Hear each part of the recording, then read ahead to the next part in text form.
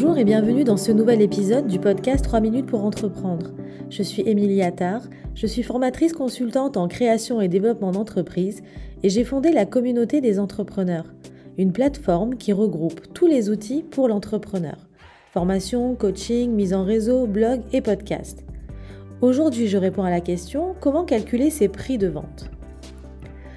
Que tu sois entrepreneur débutant ou que tu aies déjà une entreprise établie, savoir comment calculer tes prix de vente est crucial pour maximiser tes profits et assurer la viabilité de ton entreprise.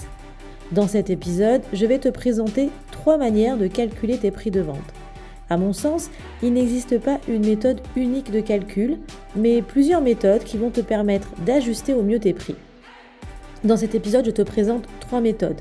Mais j'ai consacré une vidéo de 30 minutes disponible pour les abonnés de la communauté des entrepreneurs qui reprend l'intégralité des méthodes qui sont connues aujourd'hui.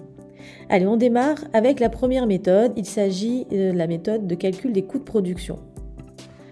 En effet, le coût de production est la base de ton prix de vente. Tu dois tenir compte de toutes les dépenses associées à la production de tes produits ou services.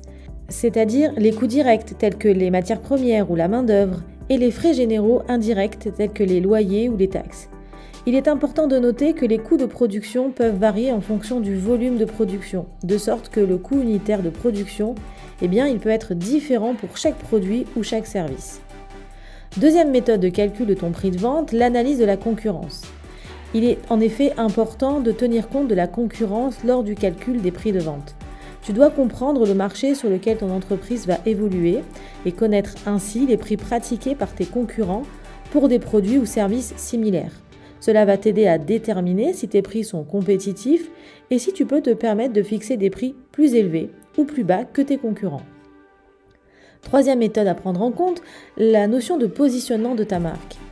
La troisième méthode que je te propose concerne finalement le positionnement que tu vas donner à toute ton entreprise. En effet, c'est un élément clé lors du calcul de tes prix de vente. Si tu souhaites positionner ton entreprise comme une marque haut de gamme, alors tu peux fixer des prix plus élevés pour tes produits ou services. En revanche, si tu souhaites être plus compétitif et attirer un public plus large, alors tu peux choisir de fixer des prix plus bas.